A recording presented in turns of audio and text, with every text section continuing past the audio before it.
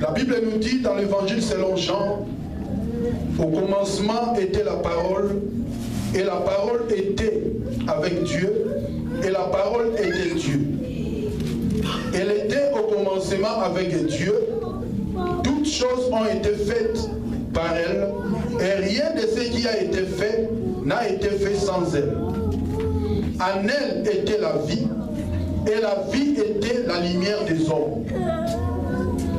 La lumière, lui, dans les ténèbres, et les ténèbres ne l'ont point reçu. Il y a un homme envoyé de Dieu, son nom était Jean. Il vint pour servir de témoin, pour rendre témoignage à la lumière, afin que tous croient par lui. Il n'était pas la lumière, mais il parut pour rendre témoignage à la lumière. Cette lumière était la véritable lumière qui, en venant dans le monde, éclaire tout homme. Elle était dans le monde et le monde a été fait par elle et le monde ne l'a point connue. Elle est venue chez le sien et les siens ne l'ont point reçu. Mais à tous ceux qui l'ont reçu, à ceux qui croient à son nom, elle a donné le pouvoir de devenir enfants de Dieu, lesquels sont nés non du sang, ni de la volonté de la chair, ni de la volonté de l'homme, mais de Dieu. Que le Seigneur bénisse sa parole. Amen. Nous allons inviter, je vais inviter la servante de Dieu qui va nous communiquer la parole cet après-midi. C'est Maman Nadine. Acclamons pour Jésus-Christ. Nous allons écouter cette parole qui est une révélation par rapport à Dieu. Alléluia. Amen, amen.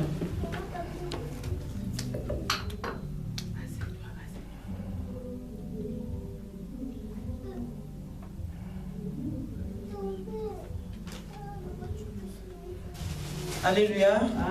Est-ce qu'on est dans la joie? On est vraiment dans la joie? On va acclamer encore le Seigneur Jésus. Je vais encore adorer le Seigneur avant de prêcher sa parole.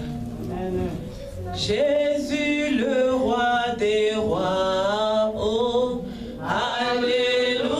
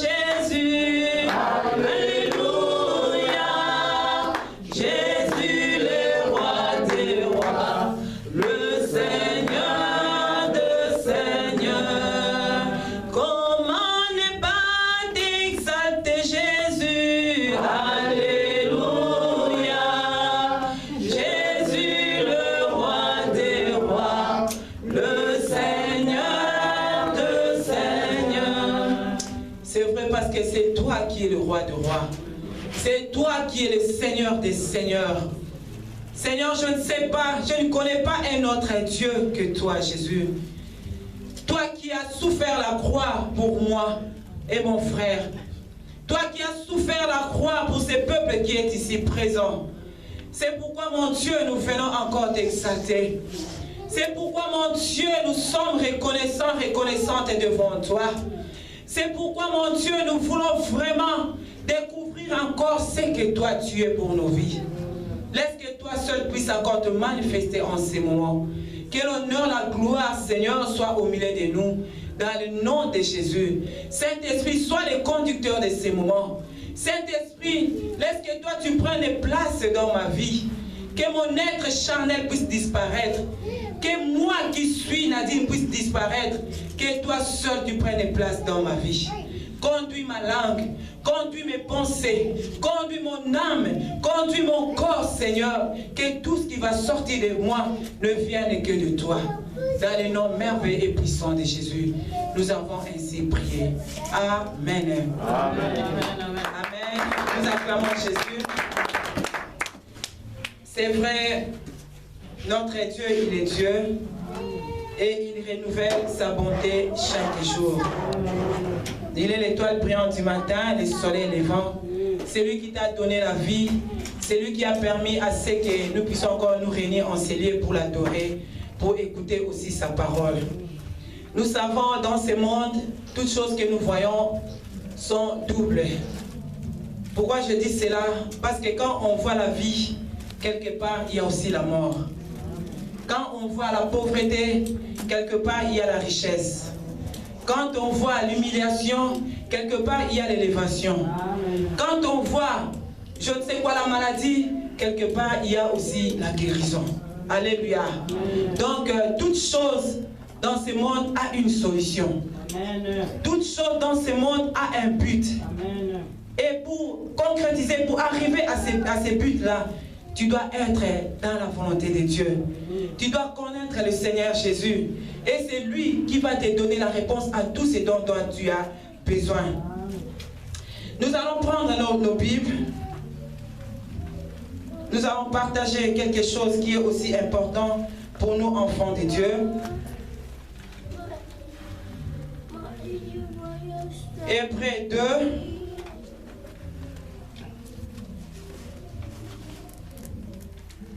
Le livre d'Hébreux, chapitre 2. Nous allons lire le verset 7 et le verset 9. La Bible nous dit, je lis au nom de Jésus, tu l'as abaissé pour un peu de temps au-dessous des anges. Tu l'as couronné de gloire et d'honneur. Tu as mis toutes choses sous ses pieds. Pardon, 9. Mais celui qui a été abaissé pour un peu de temps au-dessous des anges, Jésus, nous le voyons couronné de gloire et d'honneur à cause de la mort qu'il a soufferte, afin que par la grâce de Dieu, il souffrit la mort pour tous. Alléluia. Amen. Donc moi, j'ai intitulé mon thème, abaissé pour être couronné de gloire et d'honneur. Donc ici, la Bible nous dit, Jésus, lui qui était l'héritier, lui qui était le Fils de Dieu, lui que Dieu avait choisi pour toi et moi, lui que Dieu avait choisi pour sauver l'humanité, cet homme de Galilée, lui qui était le Fils unique de Dieu, il avait accepté de venir sur cette terre. Il avait accepté de souffrir la croix pour que toi tu sois sauvé. Il avait accepté de venir sur cette terre pour te donner la paix, pour te donner la vie éternelle. Jésus-Christ de Nazareth.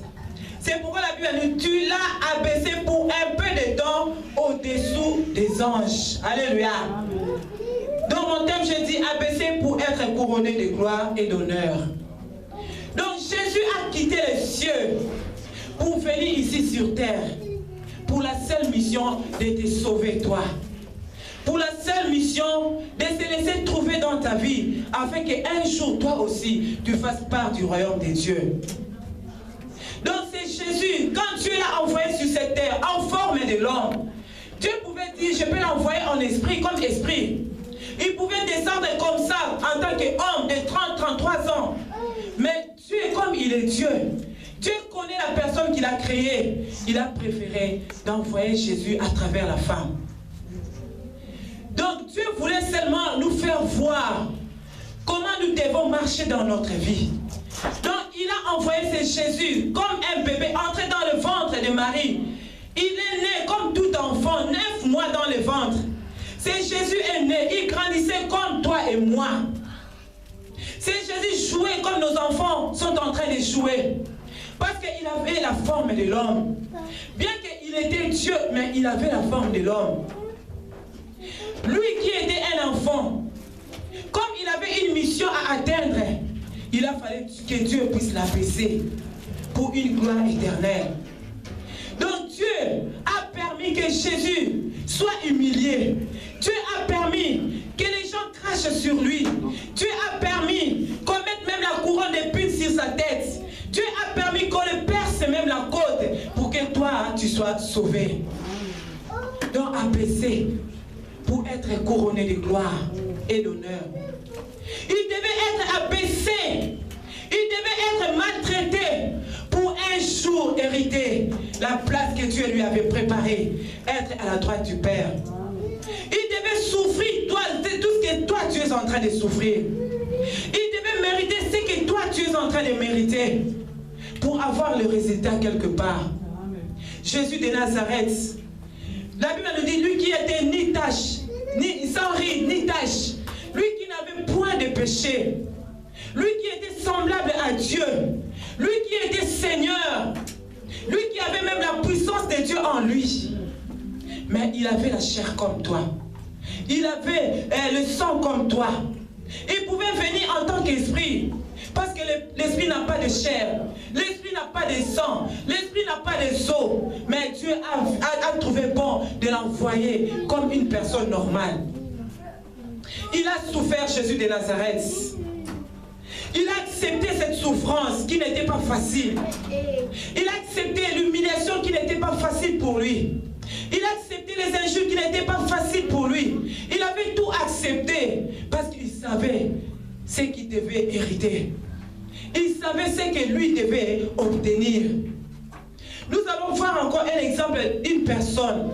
Nous sommes toujours dans notre thème, abaissé pour être couronné de gloire et d'honneur.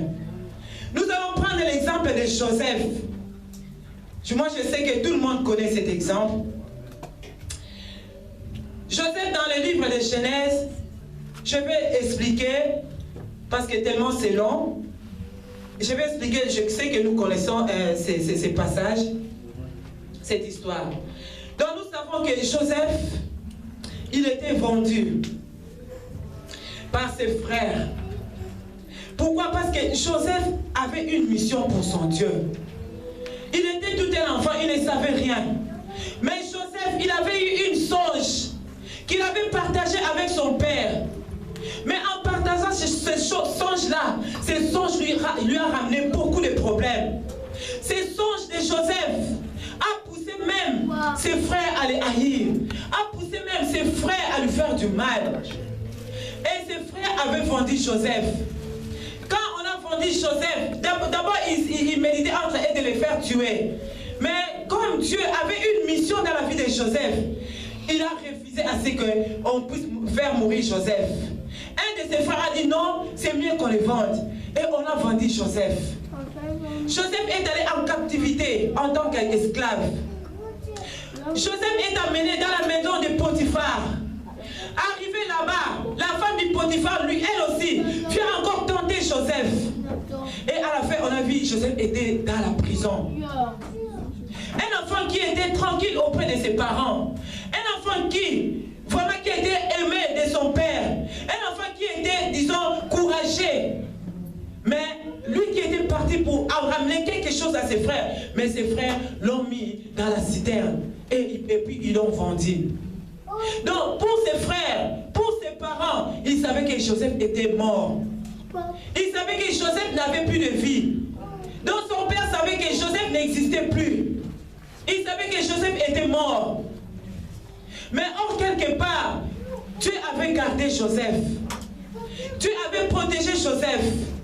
Et arrivé là, Joseph, en Égypte, on l'a mis même dans la prison. À cause de la cause qu'il ne connaissait pas, Donc, Joseph a été abaissé. Il avait été humilié par ses frères. On l'a mis dans la prison. Mais Dieu, comme il est Dieu, qu'est-ce qu'il a fait? Il s'est révélé dans la vie du Pharaon. Il a donné un songe. Et ce songe, personne ne pouvait expliquer ce songe-là. Tout le monde était incapable d'expliquer ce songe. Nous savons bien cette histoire, c'est tellement long. Mais à la fin, on est allé chercher Joseph dans la prison pour expliquer le songe. Et quand Joseph a expliqué le songe au roi, Joseph était élevé. Donc c'est pourquoi je dis abaissé pour être couronné de gloire et d'honneur. Donc lui qui était dans la prison, lui qui était dans la citerne, lui qui a marché, je ne sais pas, beaucoup de distance pour arriver en Égypte. Mais Dieu l'avait élevé. Et il était devenu gouverneur. Et en ce moment-là aussi, ses frères, il avait la famine. Et il croyait seulement que Joseph était mort. Il savait que Joseph n'avait plus de vie. Donc Joseph n'existait plus. Son père était désespéré. Mais or, quelque quelque part, Joseph était en vie. Quelque part, Joseph devait accomplir la mission de Dieu. Joseph devait arriver à faire ce qui était de la volonté de Dieu. Et on avait vu à la fin, ses parents avaient retrouvé Joseph. Et ses parents étaient bénis à cause de Joseph. Donc Jésus aussi est l'image de Joseph. Jésus qui était venu pour que toi, tu aies la vie. Pour que toi, tu sois sauvé. Pour que toi, tu sois béni. Mais c'est Jésus. Toi et moi, nous l'avons crucifié. Toi et moi, nous l'avons ramené même à la croix.